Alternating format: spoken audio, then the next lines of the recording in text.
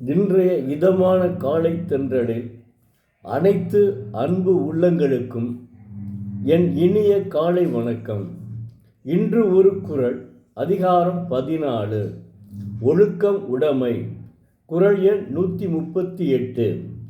நன்றிக்கு வித்தாகும் நல்லொழுக்கம் தீயொழுக்கம் என்றும் இடும்பை தரும்.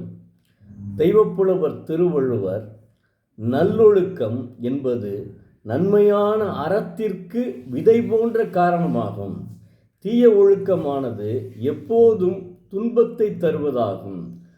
அதாவது இடும்பை என்றால் துன்பம், தீயொழுக்கம் என்பது எப்போதும் துன்பத்தை தருவதாகும்.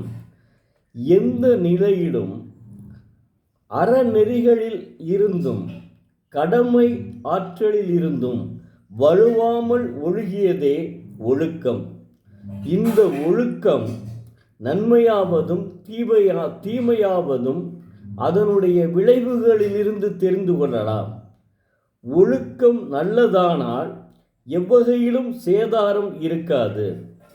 அழகு விளங்கும், அன்பு வெளிப்படும், வாழ்வார்க்கும் என்றும் எங்கும் இன்பமே தரும். இன்றைய வாழ்வு செம்மை நாளைய வாழ்வுக்கு அடிப்படை. எனவே இம்மை வாழ்வு இன்பமும் அழகும், துன்பம் இன்மையும். அதாவது இம்மை வாழ்வு இன்பமும் அழகும், துன்பம் இன்மையும் அழிவு இன்மையுமாக அமைவது கொண்டே அவர்களுடைய மறுமை வாழ்வும் அப்படியே அமையும் என அறியலாம். இவற்றிற்கு மாறாக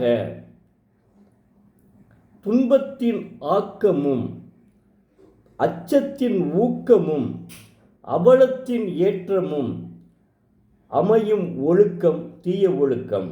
அத்தகையவர்களும் நன்கு வாழ்வது இல்லை, அவரை சார்ந்தவர்களும் நன்கு வாழ்வது இல்லை. அவர்களையும் சார்ந்தவர்களையும் கெடுத்து விடுவார்கள். அதுதான் துன்ப வாழ்க்கை. நல்லொழுக்க வாழ்வு நன்மை தருவது, அறம் போன்று நன்மை தருவது. அதனால்தான் அது பயன் தரும். நல்ல விதை, அது நன்மை பெறுவதற்கான வித்தாகும் என்கிறார் தெய்வப்புலவர். நல்லொழுக்கம் நல்ல பயனை தருவதால் அது வித்தாகும் என்கிறார் தெய்வப்புலவர். வித்தாகும்னா விதை, விதைன்னா என்ன ஆகும்? மரம் வளரும். அதைத்தான் அவர் தெய்வப்புலவர் எவ்வளவு ஒரு ஒன்றை வரிகளில் சொன்னது, ஒன்றை அடிகளில் அளித்தது.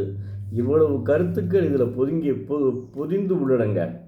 எவ்வளோ அற்புதமாக இருக்குது பார்த்தீங்களா? அதுதான், அதாவது நல்லொழுக்கம்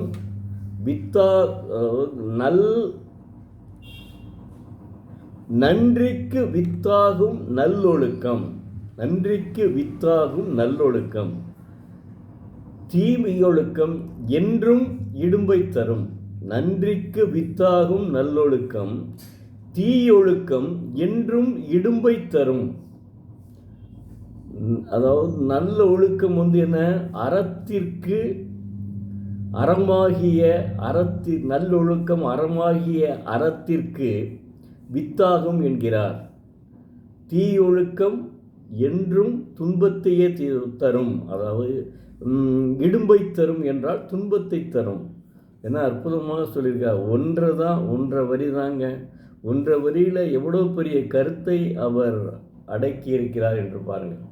இல்லைன்னா லியோ டால்ஸ்டாய் ரஷ்யாவிலே போய் இதை பரப்புவாரா? ஜியோ போப்பு இங்கே மதம் பரப்ப வந்தவங்க, இத்தாலியில் இருந்து மதம் பரப்ப வந்தவர். அவர் இந்த திருக்குறளை படித்த உடனே கம்ப்ளீட்டாக தன்னுடைய மனத்தை மதம் பரப்பும் எண்ணத்தையே விட்டுவிட்டு திருக்குறளை பரப்ப ஆரம்பித்து விட்டார். அதற்கு பின் தான் திருக்குறள் உலகமெங்கும் பரவ ஆரம்பித்தது. ஆங்கிலத்தில் மொழிபெயர்த்தார், அது உலகமெல்லாம் பரவ ஆரம்பித்தது. இன்று கடைசியாக எழுதி கொண்டே இருந்தாருன்னு சொன்னல கவிப்பேரரசு வைரமுத்து. இப்போ உரை எழுதி வந்துருச்சு. ஆனால் நான் போய் கடைக்கு வாங்க முடியல. அன்றைக்கி சில இதில் கேட்டேன், இன்னும் கிடைக்கலன்னு சொன்னால். புத்தக திருவிழாவே கேட்டேன், சில கடைகளில் கிடைக்கலன்னு இல்லை, எங்கள்கிட்ட இல்லை அப்படின்னு சொல்லிட்டாங்க. அப்புறம் நான் எல்லா இடத்துலையும் போய் அடைய முடியல. ஒரு நாளைக்கு போய் வாங்கணும். அந்த அவர் எப்படி எழுதி கைப்பேரசு வைரமுத்து எப்படி எழுதினா அவருடைய நூலை நான் படித்தவன்.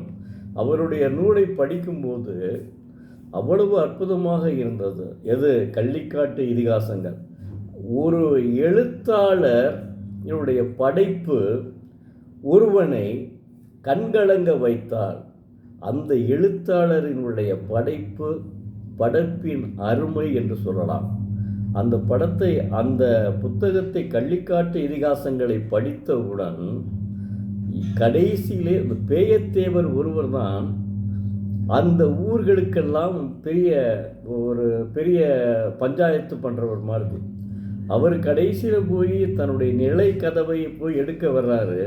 அந்த சமயம் பார்த்து தண்ணி வந்துருச்சு, அணை கட்டுறாங்க, அதுக்கு காம்பன்சேஷன் கொடுத்துருன்னு போலீஸ் தள்ளி விடுறான். இருந்தபோதிலும் மறுத்து அவர் எடுக்கிறார். தண்ணி வந்தோன்னு அவர் அடிச்சுட்டு போயிடுது. அப்போ தான் என் கண்கள் கலங்கின. அதாவது அப்போ கள்ளிக்காட்டு இதிகாசங்களை அப்படியே நான் என்ன நினச்சேன்னா, அவர் கள்ளிக்காட்டு இதிகாசங்கள்னால் ரொம்ப அவர் கவிதை நல்ல பாடல் ரசிப்பேன்ல, அதனால் கவிதை நல்லா இருக்குது, அதனால் படம் இதமும் நல்லா இருக்கும், அவர் எழுதிய புத்தகங்களும் கவிதை நடையிலே இருக்கும்னு எதிர்பார்த்தேன். ஆனால் அவருடைய நாட்டு மொழியிலே, அவருடைய நாட்டு வழக்கு மொழியிலே, வழக்காடு மொழியிலே அவர் அதை எழுதியிருந்தார். அவ்வளோ அற்புதமாக இருந்ததுங்க. என் சக வேலை பார்க்கும் ஒரு நிர்வாக பொறியாளர் அவருடைய உறவினர் என்று தெரிய வருகிறது. ஒரு நாள் இருவரும் பேசிக்கொண்டு இருக்கும்போது அவர் சொன்னார், அதாவதுங்க அந்த புத்தகத்தை நான் 2 தடவை படிச்சிட்டேங்க. அவர் தான் அந்த பேயத்தேவரே சொல்கிறார், குறிப்பிடுறாரு. நீங்கள் உங்கள் மாதிரியே நானும், அவர் புலவர் தான் அவருக்கு பேர். எங்கள் இதில் நிர்வாக பொறியாளர்களே அவருக்கு புலவர்னு பேர். அவர் இதை படிச்சுட்டு 2 பேரும் கன்சல்ட் பண்ணிகிட்டு இருக்கோம். 2 பேரும் படித்து அவர் கதையை சொல்லிகிட்டு இருக்கோம். அவர் சொல்கிறார், கடைசியில் பேயத்தேவரை ஆறு இழுத்துட்டே போகுமே அப்படின்னு சொன்னார். உண்மைதாங்க. அப்போ தான் என் கண்களில் கண்ணீர் மொழிகினு சொன்னோன்னே, நல்லா படிச்சிருக்கீங்க அப்படின்னு அவர் சொல்கிறார். எனக்கு பாராட்டு கொடுக்குறாரு. பார்த்துருக்கேன். அந்த அளவுக்கு அற்புதமான ஒரு நூல். அதனால் அவர் இப்போ எழுதியிருக்கிற புத்தகத்தை வாங்கணும். திருக்குறள் பொழிப்புரை எப்படி இருக்குன்னு பார்க்கணும்.